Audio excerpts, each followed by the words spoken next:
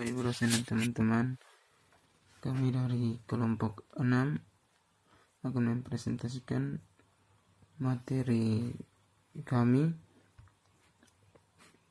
yang mempunyai topik peranan hubungan masyarakat publik relation dalam komunikasi bisnis. Dalam materi kami terdapat 5 pokok pembahasan. Yang pertama, definisi public relation. Yang kedua, tujuan public relation. Yang ketiga, klasifikasi publik dalam public relation. Yang keempat, peranan public relation. Yang kelima, strategi public relation untuk membentuk citra positif. Pembahasan yang pertama, definisi public relations.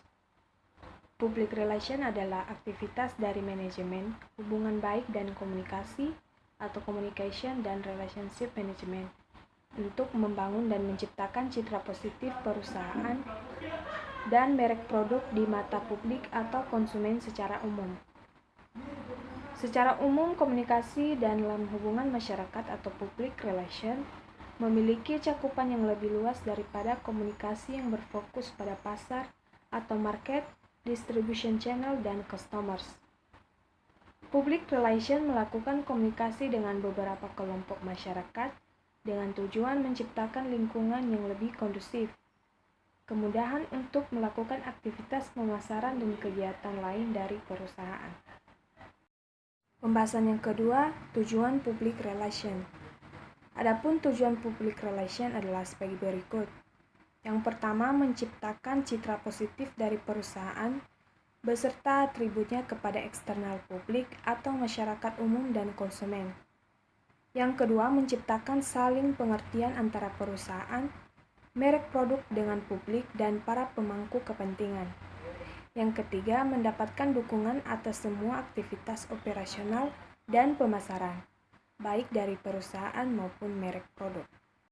Klasifikasi publik dalam public relation, public internal dan public eksternal. Publik internal yaitu publik yang berada dalam organisasi atau perusahaan seperti supervisor, karyawan pelaksana, manajer, pemegang saham, dan direksi perusahaan. Sedangkan publik eksternal secara organik tidak berkaitan langsung dengan perusahaan seperti pers, pemerintah, pendidik, dosen, pelanggan, komunitas, dan pemasok. Publik primer, publik sekunder, dan marginal. Publik primer sangat membantu atau merintangi upaya suatu perusahaan. Publik sekunder adalah publik yang kurang begitu penting, dan publik marginal adalah publik yang tidak begitu penting. Publik tradisional dan publik masa depan. Karyawan dan pelanggan adalah publik tradisional. Mahasiswa atau pelajar, peneliti, konsumen, potensial, dosen, dan pejabat pemerintah adalah publik masa depan. Proponents, opponents, dan uncommitted.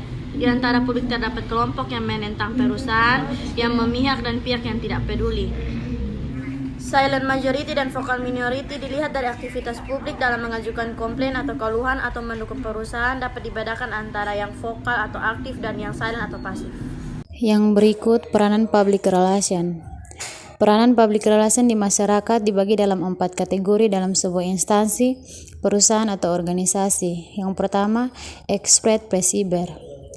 Public relation bertindak sebagai komunikator atau mediator untuk membantu pihak manajemen dalam hal mendengar atau apa yang diinginkan dan diharapkan oleh publiknya dari organisasi bersangkutan, sekaligus harus mampu menjelaskan kembali keinginan, kebijakan, atau harapan organisasi kepada pihak publiknya. Yang kedua, communication facilitator atau fasilitas komunikasi.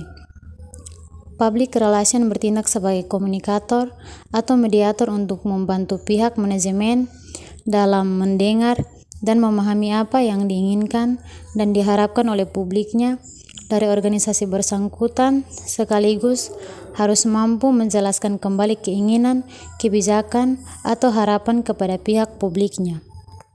Yang ketiga, problem solving process facilitator atau fasilitator proses pemecahan masalah, merupakan bagian tim manajemen untuk membantu pimpinan organisasi baik sebagai penasehat hingga pengambil tindakan keputusan dalam menguasai persoalan atau krisis yang tengah dihadapi secara rasional dan profesional. Yang keempat, communication technician.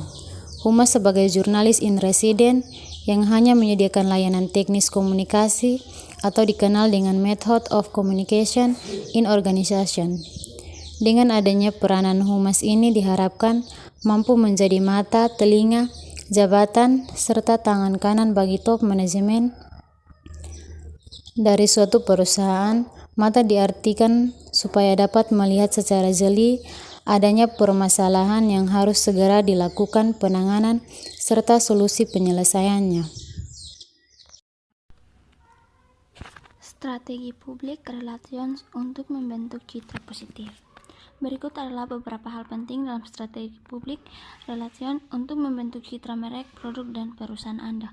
Yang pertama, komunikasi perusahaan. Bagaimana perusahaan melakukan komunikasi dengan entitas bisnis yang lain, baik internal maupun eksternal, adalah bagaimana perusahaan dipersepsi atau digambarkan. Strategi komunikasi perusahaan adalah center dari strategi public relation secara keseluruhan perusahaan Anda. Jadi public relation dalam mengkomunikasikan pesan penting yang harus dipahami oleh audiens adalah ekspresi dari suara merek produk perusahaan yang juga dikemas dalam corporate communication strategi. Kedua, hubungan dengan media relation. Yang ketiga, media relation adalah hubungan yang ada antara perusahaan merek produk dengan press secara umum. Tujuannya agar berhasil dalam membangun hubungan media relation dengan kontak person yang tepat untuk setiap berita yang dikeluarkan agar relevan dan memastikan perusahaan serta merek produk digambarkan dengan baik oleh media. Hubungan masyarakat community relation. Perusahaan dan bisnis Anda adalah bagian dari komunitas Anda. Hubungan komunitas membangun kehadiran bisnis perusahaan Anda dan persepsi masyarakat umum. Untuk bisa terlihat dalam komunitas, ada banyak cara, diantaranya adalah dengan terlibat dalam berbagai program komunitas yang berfokus pada pemberdayaan dan pertumbuhan ekonomi, pendidikan, kesehatan masyarakat, dan lingkungan umum. Membangun corporate social responsibility. Untuk saat ini, hampir semua perusahaan dituntut untuk memiliki program CSR. Di mana program ini adalah untuk membantu melakukan pemeliharaan sosial dan tempat di sekitar wilayah operasional perusahaan. Program dengan tujuan untuk kelangsungan lingkungan di sekitar perusahaan berada. Selanjutnya, manajemen krisis atau krisis manajemen. Manajemen krisis menciptakan serangkaian rencana taktis yang memungkinkan perusahaan tetap beroperasi senormal mungkin serta melalui krisis dan mempertahankan citra positif perusahaan dan merek produk Anda. Agar situasi tetap terkendali, sangat penting untuk tetap melakukan komunikasi yang baik, internal maupun eksternal. Bahkan, pada situasi yang sangat genting atau kondisi yang sudah tidak bisa dikendalikan, selalu ada strategi untuk jalan keluarnya. Selanjutnya, manajemen acara atau event management. Sebuah event memiliki banyak kelebihan dan kekuatan untuk menyampaikan pesan melalui banyak cara atau media. Mulai dari teks banner, pajangan produk, jingle, dan pengalaman pengunjung dengan sekian acara yang ada di dalam event tersebut.